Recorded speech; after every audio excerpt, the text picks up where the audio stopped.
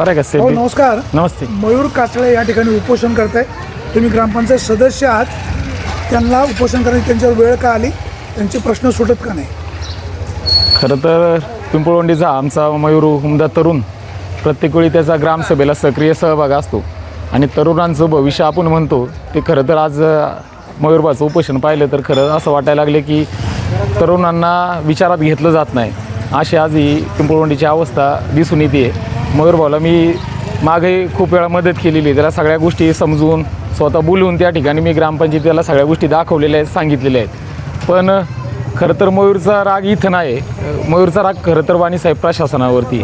प्रशासनाने त्या ठिकाणी त्याचा प्रशासनाच्या विरोधात जर आहे तर उपोषण पंचायत समितीच्या आवारात का नाही केलं? आता हा तर त्याचा मुद्दा होता का त्याचे मुद्दे सगळे पिंपळवंडी ग्रामपंचायतशी निगडीत आहेत आणि त्या गावात जो आज त्यांनी प्रत्येक ग्रामसभेला त्याची हजेरी असते, प्रत्येक वेळेला तो त्याचे मुद्दे मांडत असतो. पण त्या मुद्द्यांवरती प्रशासनाकडून आणि बाकीच्या लोकांकडून त्या ठिकाणी कारवाई नाही झाली आणि त्याचा हिरमोड झाला. खरं तर तो एक उत्साही कार्य करत आहे. खरं तर त्याचं आज उपोषणाला आम्ही त्याला कालही सांगत होतो, उपोषण काही करू नको, आपण सगळ्या बसून सगळ्या गोष्टी मार्गी लावू. पण त्याचे काही मुद्देच असे आहेत की त्या मुद्द्यांना प्रशासनाने वरतून त्याला ते मार्गदर्शन दिलं पाहिजे, त्याच्या बाबतीतलं स्पष्टीकरण दिलं पाहिजे. ते मुद्दे आमच्या सदस्यांच्या लेवलवरचे नाही आहेत. आम्ही एक ग्रामपंचायत सदस्य म्हणून आम्ही लोकांना आम्हाला इथं निवडून दिले. आम्ही तिचा मुद्द्यावर ते उपोषण करतायत, त्यांच्या मुद्द्यांमध्ये तथ्य आहे का? नाही, त्याच्यात तथ्य आहे का नाही याचा स्पष्टीकरणाचा अहवाल शासकीय अधिकाऱ्यांनी दिला पाहिजे ना. उगाच कुणावर तरी आरोप करण्याचा आमचा कुणाचाही हे नाही. त्याचं स्पष्टीकरण ज्यांनी मागितले अधिकाऱ्यांनी उद्या ते स्पष्टीकरण योग्य वेळेत दिलं असतं तर आज ही वेळ आली नसती. मगाशी म्हणाले तुम्ही एक कर्मचारी नेमला, त्यांनी पैसे गोळा केले, खाजगी पावती पुस्तक छापलं, पैशाचा वापर झाला. हा विषय तर तुमच्या स्तराचा आहे. आमच्या आधीच्या बॉडीतला हा विषय आहे. आमची बॉडी आल्याच्या नंतर आम्ही उलट ते पैसे वसूल केलेले आहेत. हा मुद्दा म्हणजे त्याला आरोप तुमच्या काळातले एक पण नाही. तुमच्या काळातले एक पण नाही. उपोषण करते का म्हणतात ते? यांच्या काळातले काही हे आमच्या काळातले एवढंच आहे. अपात्रतेचा मुद्दा त्याचा नाही. यांच्या काळातले काही मुद्दे आहेत का? काय उदाहरणार्थ? अनधिकृत व्यक्तीचा प्रवेश. अनधिकृत व्यक्तीला तुम्ही पंचायतीमध्ये आम्ही आमच्या डोळ्यासमोर हे काही घडलेलं नाही आहे. तो कोण व्यक्ती हा आहेत ना. आम्ही शहानिशा केली तर अतिरिक्त कर्मचारी या ठिकाणी जो त्यांनी बोलावला, प्रशासनाला त्या काळात पेंडिंग कामं भरपूर होती. भाऊसाहेबांनी तो त्यांच्या लेवलवरती बोलवलेला आहे. त्याच्या सदस्यांना त्याच्यातली कल्पना देखील नाही आहे आणि त्याच्याबाबत त्याच्या हातात कोणतं रेकॉर्ड दिले काय हे प्रशासनाने दिलेले. आम्ही सदस्य असलो तरी आम्ही कुठल्याही शासकीय प्रशासकीय एक जाणकार आहात. पंचायत समितीची निवडणूक लढवली होती. जी व्यक्ती उपोषणाला बसते त्यांचे काय काय मुद्दे आहेत तुम्ही पण समजून घ्यायला पाहिजे होते. वाणी साहेब ह्या ठिकाणी त्याचं जे आज उपोषण आहे त्या जर सीओनी आणि बीडीओनी ह्या ठिकाणी येऊन जर त्याला ते जर मार्गदर्शन जर दिलं आणि त्याने उपोषण मागं घ्यावं, हीच आमची ह्या ठिकाणी ग्रामपंचायत ही गावची संस्था आहे. त्याला विनंती हेच राहिला विषय त्याच्या मुद्द्यांचा. एक ग्रामपंचायत सदस्य म्हणून मी त्याच्याबरोबर त्या सगळ्या गोष्टींचा पाठपुरावा करून योग्य स्पष्टीकरण सगळ्या जनतेसमोर आणायचं काम मी 100% करेल. मुद्दा असा आहे, जर तुमच्या कारकिर्दीमध्ये त्यांच्या जर काही तक्रारी असतील तर ते तुम्ही मार्गी लावले पाहिजे. 100% लावणार वाणी साहेब. एकच मुद्दा आहे का हो यांच्या कारकिर्दीतला? फक्त ते बाहेरच्या भरपूर आहे. सांगा ना उदाहरणार्थ.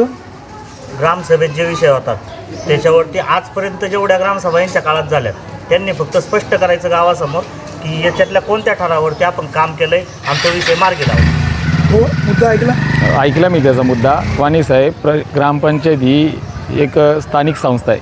तिच्याकडे जितका निधी शिल्लक आहे त्या म्हणजे आथरून बघून पायी पसरायचे असतात.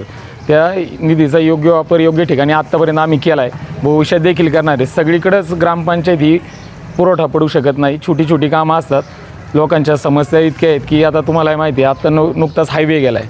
हायवे गेल्याच्या नंतर त्या ठिकाणी हॉटेल व्यवसाय असतील किंवा रहदारी या सगळ्या गोष्टी वाढलेल्या आहेत आणि ग्रामपंचायतीकडे तेवढा निधी नाही आहे. आता आम्ही नवीनच मोहीम घेतली होती, नवीन डवरगवारी करून घेतलेली आहे. गावचा निधी लवकर कर जो आहे तो योग्य वेळेत वसूल करून तो निधी त्या ठिकाणी सामान्य जनतेसाठी आम्ही खर्च करण्याचा प्रयत्न करतो आहे. चांगले कामं इथून मागं आमच्या 2.5-3 वर्षात आम्ही केलेलीच आहेत. हे छाती टोकून सांगायची आमच्यावर जरी वेळ येत असेल मयूरभाऊमुळं तरी चुकीचे डोळ्यांनी लोकांनी विकास पाहिलेला आहे आम्ही बारीक बारीक छोटी छोटी कामं कर मयूर त्याच्या ग्रामपंचायतीला ऐका ना blackmail करतात का? त्याचे आरोप असतील त्याचं स्पष्टीकरण हे प्रशासनाने देणं कर्तव्य. मी त्याचं स्पष्टीकरण एवढंच देतोय की आमच्या काळात आम्ही छाटी टोकून जी इथून माग कधी झाली नव्हती ती कामं आम्ही या ठिकाणी केलेली आहेत. मयूर कासळे ग्रामपंचायतीला ब्लॅकमेल करतात का मग? नाही असं नाही. तो पिंपळवंडीचा एक तरुण आहे. तो पिंपळवंडीच्या गावासाठीच त्याचं सोडवायला तुम्ही मदत केली पाहिजे. 100% करणार. त्यांनी आमच्या हातात उद्या त्या व्हिडिओनी सांगावा का हे स्पष्टीकरण आम्ही देतो. आरोप करणारे आम्ही नाही, आम्ही काम करणारी माणसं आहेत. मान्य त्या आहे. ठिकाणी स्पष्टीकरण त्यांनी दिलं पाहिजे. सोडवायला तुम्ही मदत त्याचे करत नाही. प्रॉब्लेम काय आता स्पष्टीकरण ते साहेबांनी द्यायचं ना त्या व्हिडिओनी. तुम्ही त्यांचे प्रश्न समजून घेतले? 100% समजून घेतले. मी त्याला याच्या आधी ग्रामपंचायत मी एकमेव सदस्य आहे. त्याला ग्रामपंचायतमध्ये येऊन त्याला सगळ्या गोष्टी त्याच्या समोर क्लिअर केलेल्या आहेत. मी त्यांनी सांगून नाही, कुठल्या तरी व्यक्तीनं पुस्तक तयार केलं, ते पैसे गोळा केले. अहो वाणी त्याचा विषय साहेब झाला. वाणी साहेब हा आमच्या आधीच्या काळातला विषय आहे, आधीच्या बॉडीतला विषय आहे. तसं त्यांना त्या कळून टाकायचं ठिकाणी ना. ऐका ना, त्या ठिकाणी आम्ही वसुली करण्याचं काम त्या ठिकाणी केलेलं आहे. ते पैसे वसूल झाले. हा पैसे वसूल केले. आता मग पैसे वसूल झाले तर मग प्रश्न कुठे राहतो?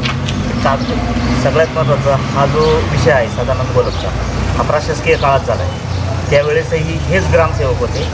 आजही ग्रामसेवकांचं काय नाव? गणेशजीचा भाऊ होते. अच्छा. त्यावेळेसही हेच होते, आजही तेच आहे. माझा आरोप हा प्रशासनावरती, ग्रामसेवकांनी सदानंद गोलपवरती गुन्हा दाखल करायला लागत होता. पैसे भरले म्हणून मूळ गुन्हा टळत नाही. जो गुन्हा केलाय तो टळत नाही. हा वाणी साहेब ग्रामसभेमध्ये हा विषय झालेला आहे. त्याच्याकडून गरीब कुटुंबातला कार्यकर्ता त्या ठिकाणी ग्रामपंचायतचं काम करत होता. त्याच्याकडून काय ज्या गोष्टी झाल्या त्याची त्यांनी दिलगिरी व्यक्त केली, माफी मागितली. हा ग्रामसभेत झालेला विषय.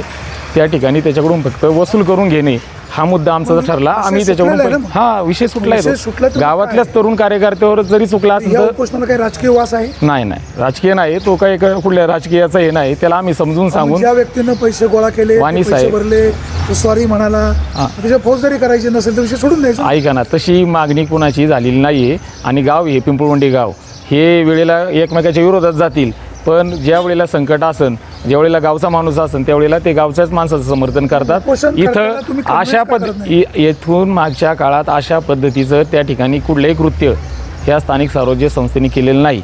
कोणावर गुन्हे दाखल करण्यासाठी हे प्रशासन किंवा इथली जी काय आत्ताची बॉडी ती गुन्हे दाखल करण्यासाठी नाही, गुन्हे सोडवण्यासाठी. आणि त्याच्यातून चांगलं मार्गदर्शन करून आम्ही ती वसूल घेतला आहे ना करून. त्या ठिकाणी आम्ही कमतरता नाही. आम्ही एक मिनिट उभे राहतो. आमचं म्हणणं एवढंच आहे वाणी साहेब, मयूरसारखा तरुण हे आमची हार आहे आजही. आज पिंपळवंडी गावच्या तरुणाला जर हे जर वेळ येत असेल याच्यात आम्ही हारलो हे आमच्या मनाला माहिती आहे. पण आता आमचं म्हणणं एवढं आहे का मयूर भाऊनी हे उपोषण व्हिडिओच्या मार्गदर्शनाखाली त्यांनी मागं घ्यावं आणि त्या ठिकाणी उरलेला जो काही विषय आहे तो मार्गी लावण्यासाठी आम्ही एक मिनिट तुम्हाला काकडे साहेब थांबवतो. विद्यमान जे कार्यकारिणी आहे त्यांच्याबद्दल तुमचे आक्षेप काय आहेत? त्यांच्याबद्दल आक्षेप भरपूर आहेत. जी काही कामं केली महत्वाचे ती निकृष्ट दर्जाची आहेत. एक थांबा, यांचं म्हणणं आहे तुम्ही जी कामं केली ती निकृष्ट दर्जाची झालीत. संबंधित यंत्रणेकडे तक्रार करावी, संबंधित यंत्रणा त्याची तपासणी करेल, त्याच्यावर कारवाई होईल. त्यानंतर दुसरा विषय असा आहे, काही कामं फक्त कागदावरती, ती प्रत्यक्षात नाही. उदाहरणार्थ भटकळवाडी ते लेंडेमाळा कॅनॉल लगत रस्ता करणे, पीर साईबाबा मंदिर ते विठ्ठल पिराजी रमेश पिराजी रस्ता झाला नाही का? घराकडे जाणार रस्ता करणे रस्ता झाला नाही झालं. भाऊ काय म्हणणं? नाही याच्यातली माहिती मला नाही. मी माहिती घेतो त्या संदर्भातली. आणि तसं काय असेल तर त्याच्यात जो कोणा दोषी असेल त्याला ताबडतोब आम्ही त्या कॉन्ट्रॅक्टरला बोलून त्याचा कार्यक्रम आम्ही घेतो हातात. तिसरा विषय त्यानंतर ग्रामसभेत जे विषय होतात त्यातले काही सुट्टीच नाही. आणि सगळ्यात महत्त्वाचं जे ग्रामसभेत विषय बोलले जातात ते आहे तसे अजेंड्यावरती येते नाही ठराव लिहिताना. भाऊ काय म्हणतो? त्याच्यात वेगळंच काहीतरी लिहिलेलं असतं. जे चर्चा त्याचेही पुरावे झाल्याप्रमाणे माझ्याकडे proceeding आहेत. लिहिलं जात नाही. हो, त्याचेही पुरावे माझ्याकडे आहेत. चित्रीकरण का नाही करत? त्याचं इथून पुढं ग्रामसभा आहे ना आम्ही सगळ्या गावाचं हे घेऊन उद्या चित्रीकरणच करू. इथून पुढच्या सगळ्या ग्रामपंचायती पारदर्शक होतील. जे व्हिडिओत असेल तेच तुमचा रजिस्टरमध्ये दिसन याची जबाबदारी आम्ही घेतो. पुढचा मुद्दा त्याच्यानंतर नाही, यांच्या कारकिर्दीतलं सांगा. 200हून अधिक अर्ज, यांच्या कारकिर्दीमधलं सांगा. यांच्या कारकिर्दीतच 200हून अधिक अर्ज मी आपले सरकार पोर्टल असन ऑफलाईन असन हा मुद्दा लक्षात हे घ्या. सगळे केले. यांनी 200 अर्ज तुमच्या त्याला दिले. मला- यांचा रिप्लाय का देत नाही, माहिती का देत नाही? वाणी साहेब याला वारंवार त्या ठिकाणी आम्ही सांगितलंय तुला एवढे पेपर लागत आहेत त्याची फी भरणं असेल ती तयार भरले कर. पाहिजे. ऐका ना त्याचे कागद इतके आहेत तुम्ही एकदा पहा. 200 जर अर्ज असतील त्याच्या प्रति किती अर्ज त्याला द्यायचे की झेरॉक्स किती पैसे भरत द्यायचे नाहीत. त्याचा विचार केला. त्याला मी सांगितलंय, मी स्वतः फोनवर त्याला सांगितलंय, हे त्यालाही माहिती आहे. मी त्याला बोललो तू ग्रामपंचायतमध्ये ये, तुला योग्य माहिती जी लागते तेच तू डॉक्युमेंट्स आमच्याकडून घेऊन जा, त्याचीच तू फी भर, हे तेव्हा सांगेन तुम्हाला. ते ठरवतील. हां, त्याला पैसे का भरत नाही? अनेक वेळा पैसे भरलेले देखील आहेत आणि सगळ्यात महत्त्वाचं RTI ॲक्टमध्ये दारिद्र्यरेषेखाली जर व्यक्ती असेल तर त्याला ती फी माफ आहे. मग तुम्ही आणि कायदा समजून घेतलंय? त्याचा हे पण JR पण मी शासनाचा अधिकृत अर्जाला अनेक वेळा ग्रामसेवकाला जोडून दिला आहे की ग्रामसेवकांचं म्हणणं काय आहे की तुमचं आत्ताच्या नवीन यादीत नाव नाही, पण JRमध्ये अधिनियमात स्पष्ट उल्लेख आहे की दारिद्र्यरेषेचं फक्त झेरॉक्स जरी असेल पिवळ्या कार्डचं तरी ते ग्राह्य धरलं जातं. त्याच्यानंतर दारिद्र्य म्हणजे आता अल्पभूधारक का भूमिहीन? नाही दारिद्र्यरेषेखालील व्यक्ती दारिद्र्य पिवळं- ज्याचं पिवळं रेशनिंग. कार्ड आहे ते. तो त्याच्यामध्ये तुम्ही बसताय. हो. मग यांना माहिती फ्री का देत नाही? अहो वाणी साहेब, मी त्याला फोन करून ग्रामपंचायतमध्ये सांगितले, हे सरपंचांचा आणि प्रशासनाचा म्हणजे भाऊसाहेबांचा त्याचा विषय झाला होता.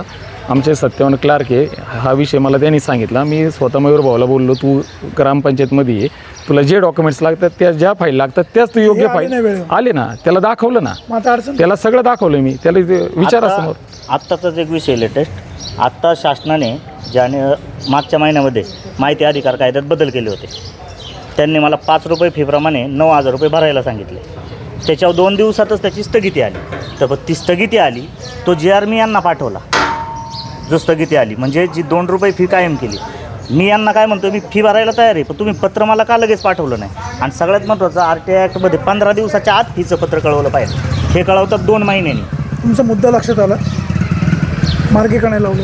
अहो आणि साहेब, मी तुम्हाला तेच सांगतोय, ज्या वेळेला विषय माझ्याकडे आला त्यावेळेला मी स्वतःहून त्याला फोन करून ग्रामपंचायतमध्ये बोलवणार सांगत माणूस. नव्हते का? नाही, नितीन भाऊंला ज्या वेळेस मी फोन केला वैयक्तिक त्यांनी स्वतः येऊन मला ती माहिती ते काही हाताने मेहरबानी काढून करतात दिली. का? इथं सदस्य आहेत, त्यांनी पण पंचायतीच्या चांगल्या कारभाराची लोकांपुढे माहिती दिली पाहिजे.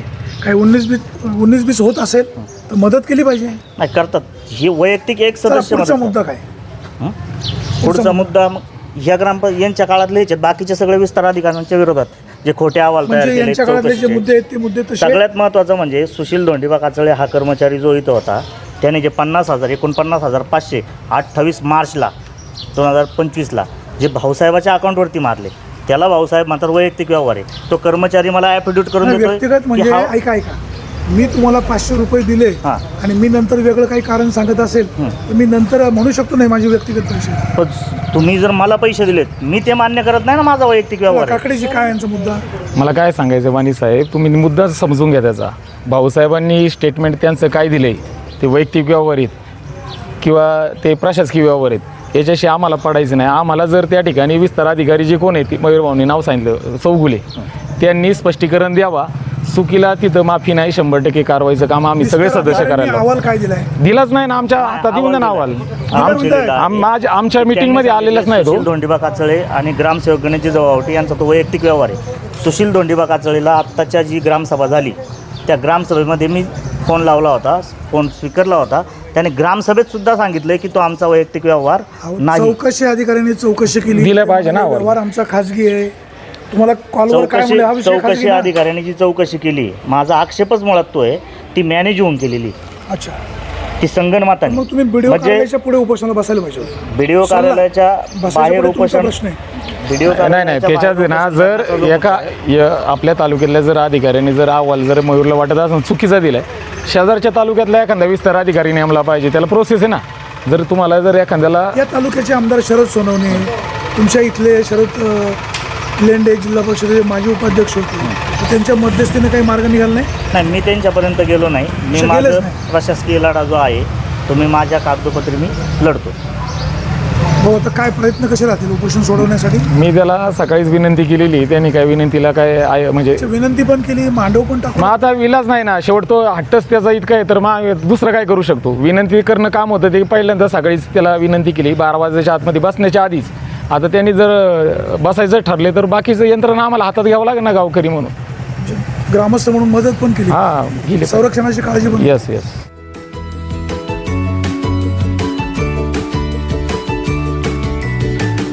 बातम्या शेतीच्या, बातम्या मातीच्या, बातम्या अन्यायाच्या, गुन्हेगारीच्या,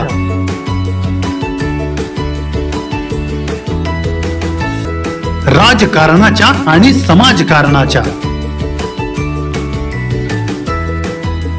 शोषणाविरुद्ध बुलंद आवाज, जनसामान्यांच्या हुंकाराची गाज. सत्कार्याला प्रोत्साहन, दुष्कृत्याला अनुशासन. निर्भीड, निस्पृह, सडेतोड, बेधडक आणि रोखठोक म्हणजेच विघ्नहर टाइम्स. शोध बातमीचा, ध्यास सत्याचा. आपलं चॅनल, आपली बातमी. सबस्क्राईब तर कराच, पण बेल आयकॉनवर क्लिक करायलाही विसरू नका.